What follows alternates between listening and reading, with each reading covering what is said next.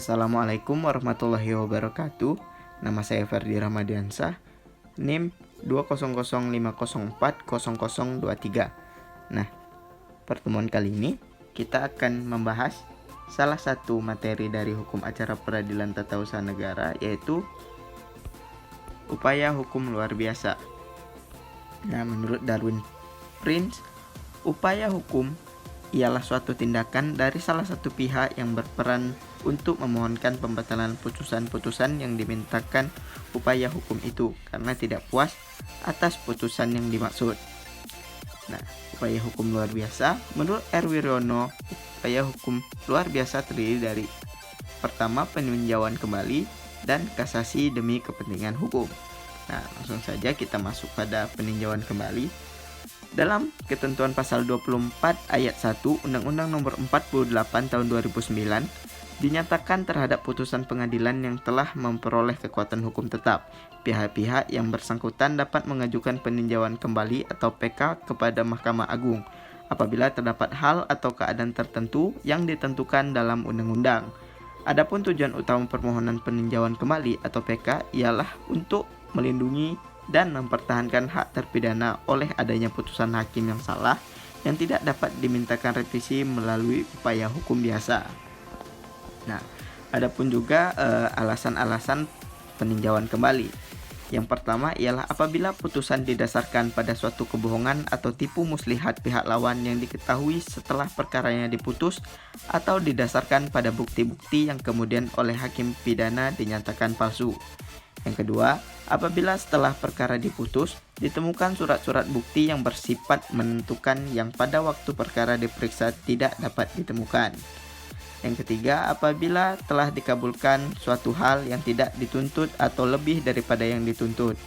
Keempat, apabila mengenai suatu bagian dari tuntutan belum diputus tanpa dipertimbangkan sebab-sebabnya.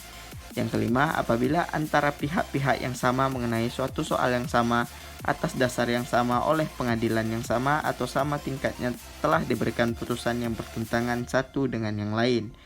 Yang terakhir, apabila dalam suatu putusan terdapat suatu kekhilafan hakim atau suatu kekeliruan yang nyata. Nah, itu tadi tentang peninjauan kembali. Selanjutnya, kita masuk ke kasasi demi kepentingan hukum. Pengaturan mengenai kasasi demi kepentingan hukum dapat kita lihat pada pasal 259 ayat 1 KUHP yang berbunyi demi kepentingan hukum terhadap semua putusan yang telah memperoleh kekuatan hukum tetap dari pengadilan lain selain daripada Mahkamah Agung dapat diajukan satu kali permohonan kasasi oleh Jaksa Agung.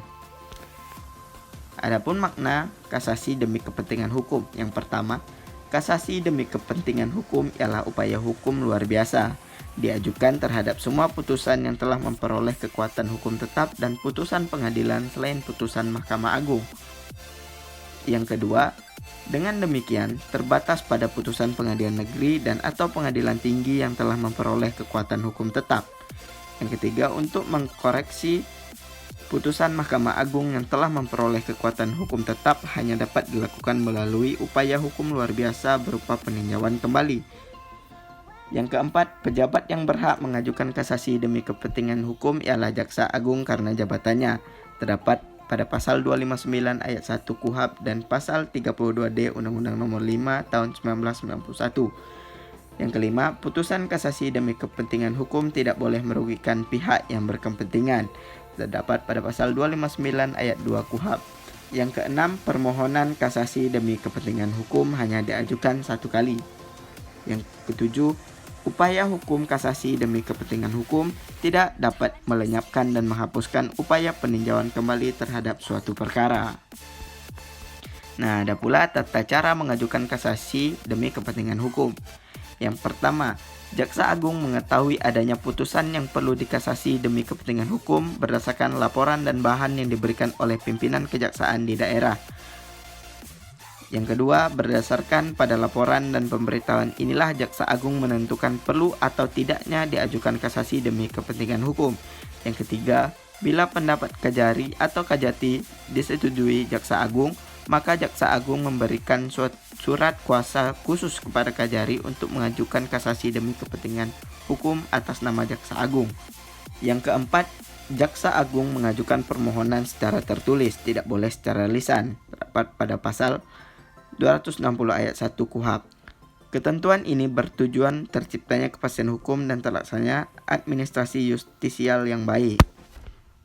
Kemudian, permohonan disampaikan kepada Mahkamah Agung melalui Panitera Pengadilan Negeri yang memutuskan perkara itu dalam tingkat pertama, bukan langsung kepada Mahkamah Agung.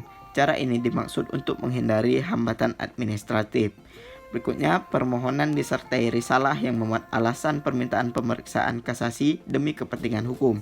Risalah tersebut perlu mendapatkan persetujuan terlebih dahulu dari Jaksa Agung. Kemudian risalah merupakan syarat mutlak yang bersifat memaksa. Tanpa risalah, permintaan pemeriksaan kasasi demi kepentingan hukum dianggap tidak memenuhi syarat formil. Syarat ini dapat kita tarik secara analogi dari ketentuan pasal 248 ayat 1 KUHP. Selanjutnya, alasan keberatan yang harus diajukan dalam risalah harus berpedoman dan bertitik tolak pada ketentuan pasal 253 ayat 1 KUHP. Berikutnya, yang terakhir, tenggang waktu permohonan kasasi demi kepentingan hukum tidak dibatasi dengan suatu jangka waktu tertentu, analogi dengan ketentuan pasal 264 ayat 3 KUHP. Nah, itu tadi sedikit tentang upaya hukum luar biasa.